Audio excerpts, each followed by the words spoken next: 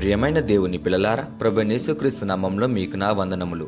ఈ రోజు దేవుని వాగ్దానము 69వ కీర్తన 20వ వచనము. 69వ కీర్తన 20వ వచనం వాక్యం ఇలా ఉంది: నిందకు నా హృదయము బద్దలాయను, నేను బహుగా కృషించి ఉన్నాను. కరుణించు వారి కొరకు కనిపెట్టుకుని ఉంటిని, ఎవరునూ లేకపోయిరి. ఓదార్చు వారి కొరకు కనిపెట్టుకుని ఉంటిని, ఎవరునూ కానరారైరి అని. ప్రియమైన సహోదరి సహోదరులారా, మనకు సాధారణంగా శరీర గాయాలు మానిపోతాయి, కానీ హృదయ గాయాలు తొందరగా మానిపోవు. అవేవి అంటే నిందలు, అవమానాలు, తప్పుగా అపార్థం చేసుకోవడం, అసత్య ఆరోపణలు. ఇవి మన హృదయాన్ని బద్దలు కొడతాయి. ఈరోజు వాక్యం జడికి చెప్తుంది, నిందకు నా హృదయం బద్దలాయను అని. ఇది దావీదు హృదయపు అరుపు. ఇది కేవలం అతని మాట కాదు, మనలో చాలా మందికి చెందిన అనుభవం. ఈ వాక్యాన్ని 3 భాగాలుగా చూద్దాం. మొదటిగా, నిందకు నా హృదయం బద్దలాయను అండి. నింద అంటే నిజం కాని మాటలు, అపార్థాలు, వెనక మాట్లాడటం లేదా వ్యక్తిత్వాన్ని దెబ్బతీయడం. దావీదు రాజు అయినా కూడా నిందను తప్పించుకోలేకపోయాడు. మనం కూడా ఎంత మంచి చేసినా ఎవరో ఒకరు తప్పుగా మాట్లాడుతూనే ఉంటారు. నింద హృదయాన్ని విరిచేస్తుంది, మనసును కృషింపజేస్తుంది.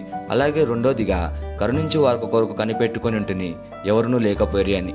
మనిషికి బాధలో మొదట కావాల్సింది ఏంటి అంటే ఓదార్పు, అర్థం చేసుకునే వ్యక్తి, ఒక మాట. కానీ దావీదు చెప్తున్నాడు, ఎవరునూ లేరు అని. అది అత్యంత బాధాకరమైన స్థితి. ఒంటరితనం ప్లస్ నింద, ఇది ప్రమాదకరమైన కలయిక. మూడోదిగా, ఇది యేసయ్య జీవితంలో నెరవేరింది. ఈ వాక్యం ప్రవచనాత్మకంగా కూడా ఉంది. యేసయ్య శిలువపై నిందింపబడ్డాడు, హేళన చేయబడ్డాడు, శిశువులు పారిపోయారు, స్నేహితులు దూరమయ్యారు. యేసయ్య కూడా ఓదార్చు వారిని వెతికాడు, కానీ ఎవరునూ లేరు. అందుకే ఆయన మన బాధను పూర్తిగా అర్థం చేసుకోగలడు. ఈ వాగ్దానికి గొప్ప ఉదాహరణ దావీదు. దావీదు దేవుని మనసుకు నచ్చినవాడు, ఇజ్రాయేలుకు రాజు. కానీ అతని జీవితం అంతా విజయాలే కాదు. అతడు తీవ్ర నిందలు, అవమానాలు, ఒంటరితనాన్ని అనుభవించాడు. మొదటిగా, కుటుంబంలోనే తిరస్కారం. సమూయేలు యెష్షయి ఇంటికి వచ్చి రాజును అభిషేకించాలన్నప్పుడు యెష్షయి తన కుమారులందరినీ పిలిచాడు, కానీ దావీదును పిలవలేదు. ఎందుకంటే అతడు చిన్నవాడు, గొర్రెల కాపరి కాబట్టి అల్పంగా కనిపించుంటాడు. ఇది ఒక హృదయ గాయం. కుటుంబం గుర్తించినప్పుడు మనసు ఎంత బాధపడుతుందో మనందరికీ తెలుసు. కానీ దేవుడు చూశాడు. మనుషులు చూడనప్పుడు దేవుడు చూస్తాడు. రెండోదిగా, సౌలు రాజు నుండి నింద మరియు హింస. దావీదు గొల్యాదును ఓడించాడు. ప్రజలు ఇలా పాడారు: సౌలు 1000 మందిని, దావీదు 10,000 మందిని సంహరించాడు అని. అక్కడ నుండి అసూయ ప్రారంభమైంది. సౌలు అతన్ని చంపడానికి ప్రయత్నించాడు, బల్లం విసిరేశాడు, అడవిలో వెంటాడాడు. దావీదేం తప్పు చేశాడు? ఏమీ లేదు. అతడు విశ్వాసంగా సేవ చేశాడు, కానీ ప్రతిఫలంగా హింస ఎదురైంది. అతడు గుహల్లో దాక్కున్నాడు, అడవిలో తిరిగాడు. రాజ్యానికి అభిషేకించబడిన వాడు పరారిలో జీవించాడు. ఆ సమయంలో అతని హృదయం ఇలా అరుస్తుంది: నిందకు నా హృదయం బద్దలాయనే అని. మూడోదిగా, అత్యంత బాధాకరమైన విషయం ఏంటంటే తన కుమారుడైన అబ్షాలోము. దావీదు జీవితంలో అత్యంత గాయం బయట నుండి కాదు, లోపల నుండి వచ్చింది. అబ్షాలోము అతని సొంత కుమారుడు. తిరుగుబాటు చేశాడు, ప్రజల మనసును దోచుకున్నాడు, రాజ్యాన్ని స్వాధీనం చేసుకోవడానికి ప్రయత్నించాడు. దావీదు యెరూషలేము విడిచి పారిపోవాల్సిన పరిస్థితికి వచ్చింది. ఆ సమయంలో ఒక వ్యక్తి షిమి దావీదును శపించాడు, రాళ్లు విసిరేశాడు, అవమానపరిచాడు, దుర్మార్గుడు అని నిందించాడు. ఒక రాజు తన నగరాన్ని వదిలి వెళ్తున్నాడు, మధ్యలో నిందాలు వినాల్సి వచ్చింది. అది హృదయాన్ని విరిచే క్షణం. దావీదు ప్రతీకారం తీసుకోలేదు. అతను ఇలా అన్నాడు: యెహోవా అతను నిందించమని చెప్పి ఉండొచ్చు అని. ఇది ఎంత పరిపక్వత! అతడు తన బాధను దేవుని దగ్గర పెట్టాడు.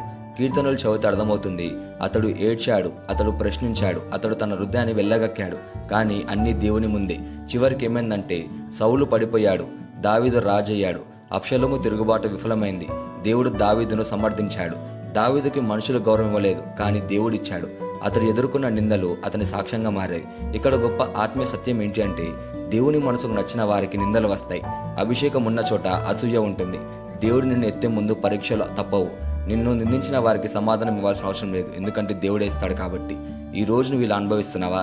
కుటుంబంలో తిరస్కారం, పని ప్రదేశాల్లో నింద, స్నేహితుల నుండి దూరం, నీ మంచితనానికి అపార్థం. ఒక్కటి మాత్రం గుర్తుంచుకో, దావీదు గుహల్లో ఉన్నప్పుడు కూడా రాజ్యానికి అభిషేకింపబడిన వాడే. నీ ప్రస్తుత స్థితి నీ తుదస్థితి కాదు. నీ గుహ నీ సింహాసనానికి ముందు దిశ. ఇక్కడ ముగింపు సత్యం ఏంటి అంటే నిందకు నా హృదయం బద్దలాయను అని. అది కథ ముగింపు కాదు. దేవుడు దావీదును నిలబెట్టాడు. దేవుడు అతని గౌరవాన్ని కాపాడాడు. దేవుడు అతని పేరును తరతరాలకు నిలబెట్టాడు. నీ హృదయం బద్దలైన చోట దేవుడు నీ భవిష్యత్తును నిర్మిస్తాడు. ఇక్కడ ఆత్మీయ సత్యం ఏంటి అంటే మనం ఒంటరిగా అనిపించినా మనం ఒంటరిగా లేము.